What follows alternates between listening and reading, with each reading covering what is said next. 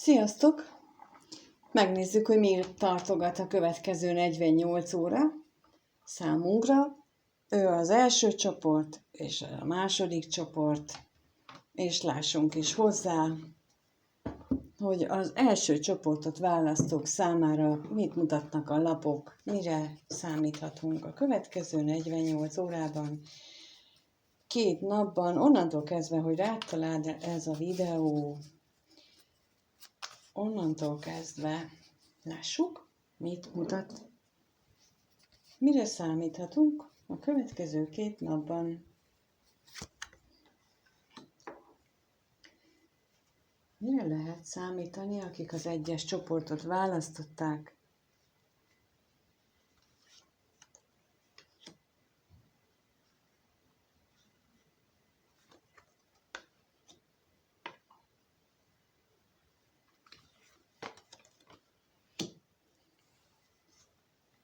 Kijött a változás a korongok kettesével, a császár, a kelyhek lovagja, a botok ásza és a hatalom lapja a korongok 4-esével. És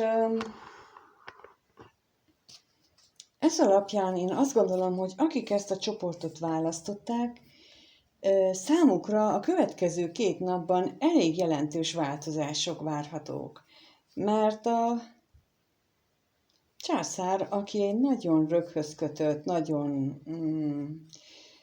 merev, stabil ugyan, de nagyon merev és nagyon nehezen mutatja ki például az érzelmeit, és ő inkább az eszére hallgat, és mindent nagyon alaposan megtervez, nagyon jól kigondol, mindent úgy csinál, ahogyan az a nagykönyvben meg van írva, és nagyon nehezen tér el, egyszer csak kelyhek lovagja képpen belovagol az életedbe, aki viszont tudjuk, hogy ő egy udvarló típusú alakicsoda, aki hát nem annyira megfontolt, sőt, egyáltalán nem megfontolt, ellentétben a császárral. Úgyhogy egyes esetekben vagy az lehet, hogy a császárotok, akit ti úgy gondoltok, hogy az a szívetek fölött az uralkodó, ő kerül egy ilyen kelyhek lovagja minőségbe, más esetekben viszont egy új személy lovagol be kelyhek lovagjaként, mert itt van a botok ásza.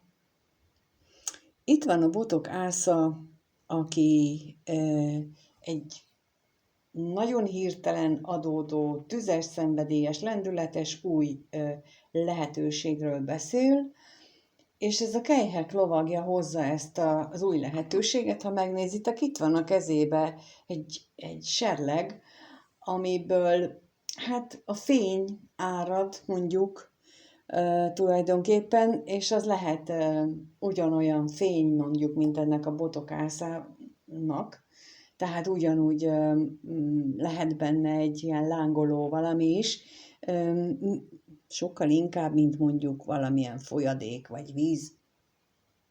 Szóval ez a 2 variáció látszik, és még az látszik itt a korongok 4-esével, hogy valaki nem akarja elengedni a régit. Ez a korongok 4-ese, az érmék 4-ese a másik taróban a ragaszkodás lapja, az, amikor nem akarunk változtatni, illetve az is lehet, hogyha egy új személy jön az életetekbe, akkor mivel ez csak egy lovag, egy sokkal megfontolatlanabb, egy sokkal játékosabb, egy sokkal megbízhatatlanabbnak tűnő valaki, mint a császár, ezért lehetséges, hogy ti ragaszkodtok ahhoz a személyhez, aki a császár minőséget képviseli. De a császár az nem biztos, hogy magához emeli azt, aki még nem császárnői minőségben van. Ezt így nem tudom miért, most így jön, hogy ezt azért érdemes megfontolni, mert lehet, hogy ez a kelyhek lovagja azért jön, hogy örömet és boldogságot hozzon nektek, mert ez a császár sosem fog benneteket arra a szintre emelni, vagy ha a császárotok nyilvánul meg kelyhek lovagjaként, amire kevesebb esélyt látok, akkor is föl kell hozzá emelkedni császárnői minőségé, ahhoz, hogy ne csak ilyen udvarlóként látogasson meg újra és újra benneteket. Tehát itt mindenképpen azt mondja nekem ez a korongok négyese a hatalom lapjával, hogy gondoljátok végig, hogy mi fölött van hatalmatok. Mi fölött tudtok ti uralkodni? Mert az uralkodó, ő uralkodik a birodalmán, ő szabja meg a határokat, és ti? Ti mi fölött tudtok határt szabni? Magatok fölött? Akkor jó eséllyel pályáztok az uralkodónői címre, vagy esetleg ezzel még van némi probléma, és azon még dolgozni kell. De az is elgondolkodható, hogy most a kelyhek lovagjának a közeledését elfogadjátok-e azzal a tűzzel, szenvedéllyel, amivel ő érkezik, mert a botokásza az egy lehetőség az élettől, egy alternatíva, amelyik úgy tűnik, hogy nem egy rossz alternatíva, de ez rajtatok múlik, hogy ragaszkodtok-e ahhoz a minőséghez, amiben korábban voltatok, vagy belemertek vágni valami újba. Nem a bolond jött ki, aki nem tudja, mit csinál. Itt elég nyilvánvalóan jön egy udvarló típus, aki többet is akar, és ez csak rajtatok múlik. Úgyhogy akik ezt az egyes csoportot választották, számukra a következő 2 napban nagyon is nagy esélye van annak, hogy belovagol valaki fehér lovon, hozza az ő tüzét, a szenvedélyét, és nektek azt kell eldönteni, hogy mit csináljatok vele. Beleálljatok ebbe a változásba, az életnek a változásába, vagy ragaszkodtok a korábbi kis zárt falaitokhoz. Köszönöm szépen, hogy itt voltatok. Figyelmetekbe ajánlom a 2025-ös évre vonatkozó kivetést is, amit a leírásban megtaláltuk. A linkeket esetleg érdemes megnézni és felkészülni, hát ha valami összefüggést találtok ezzel, hogy mondjuk lehet, hogy abban már megjelenik ennek a folytatása, hogy melyikre érdemes ráhangolódni. Ha tetszett a videó, kérlek lájkoljátok, akkor több emberhez is eljut, vagy osszátok meg a videót, esetleg a véleményeteket, de fel is iratkozhatok, vagy ha már fel vagytok iratkozva, akkor és csak megnézitek, azért is hálás vagyok, és köszönöm, hogy megnéztétek, és mindenkinek minden jót kívánok. Sziasztok! No, és akkor megnézzük, hogy a 2-es csoportot választóknak mit mutatnak a kártyák. Mi érkezik az ő számukra a következő 2 napban? Mit mutatnak a lapok a 2-es csoportot választók számára? Mi érkezik? Mi érkezik a következő 2 napban a 2-es csoportot választóknak? Mi érkezik?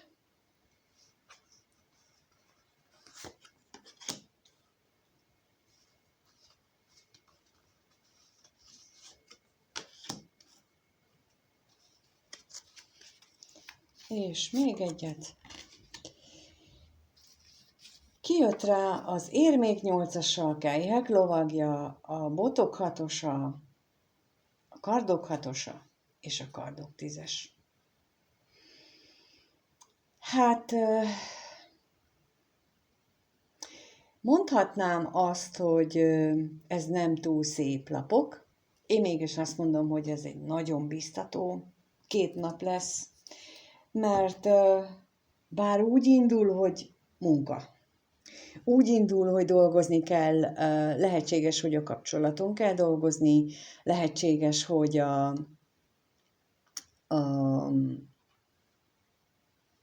munkahelyen kell dolgozni, de megjelenik itt a kelyhek lovagja. A kelyhek lovagja, aki érzelmeket hoz, aki udvarlást hoz, aki szórakozást hoz, vidámságot, bohóságot, jókedvet, bár fel van páncélozva, tehát ne várjatok tőle semmi olyat, hogy na, aztán ő lesz a nagy ő, legalábbis pillanatnyilag nem mutatják ezt a lapot, de a potok hatosával azt mutatja, hogy egy olyan élményt hoz a számotokra, amitől úgy jól érzitek magatokat, egy olyan sikeresnek élitek meg az életet. És bár ott van utána a kardok hatosa, én ezt úgy értelmezem, hogy pont ez a siker, amit ez a kelyhek lovagja az ő érzelmével, az ő bohóságával behoz az életetekbe, pont ez a plusz energia tesz titeket alkalmassá arra, hogy végre magatok mögött hagyjátok ezt az energiát.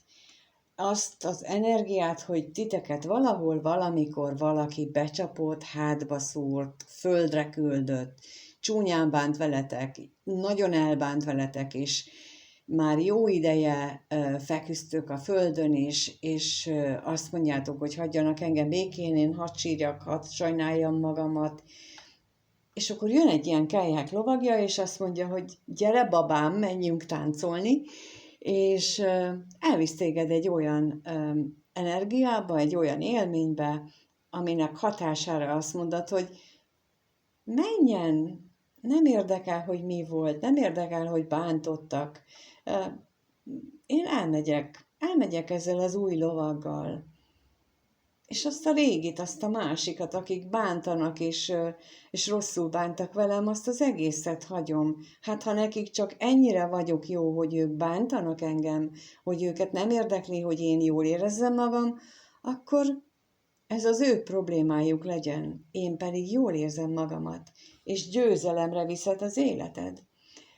Hát a 2-es csoportot választók számára nem akarom túlragozni, de ezt úgy látom, hogy nektek egy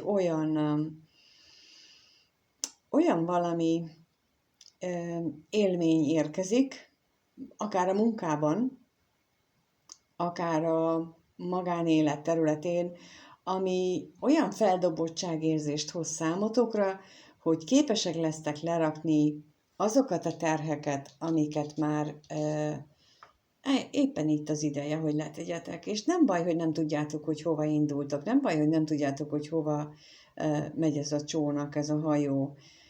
Az a lényeg, hogy lökjétek el magatokat, mert itt még leér a lapát a földre. Tehát itt még éppen indul el, tehát éppen ellöki a hajót, ez aki hátat fordít ennek az egésznek, és nem baj, ha nem tudjátok, hogy hol fog az óra kikötni. Itt, a sikernél, az örömnél, a boldogságnál, egy sokkal jobb energia állapotnál, mint amiben jelenleg vagytok. Úgyhogy akik a 2-es csoportot választották, erre számíthatnak, erre készüljenek, mert ezt mutatják az energiák, de amit én kívánok, az, hogy tényleg legyen meg a bátorságuk ehhez, hogy ezt megtegyék. Mert ez nagyon fontos. Mert ilyen energiák nem mindig jönnek. És ha jön, akkor azt meg kell lovagolni, mint ahogy a szörfösöknél mondják, meg kell lovagolni azt a hullámot, amit hoz a tenger.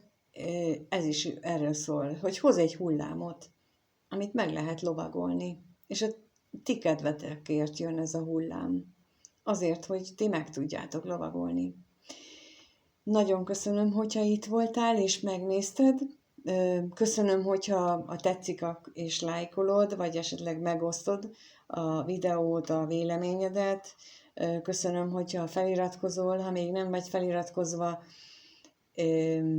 Ajánlom figyelmedbe a 2025-ös előrejelzéseket, amit a leírásban megtalálsz, mert az alapján esetleg meg tudod nézni, hogy mennyire vagy összhangban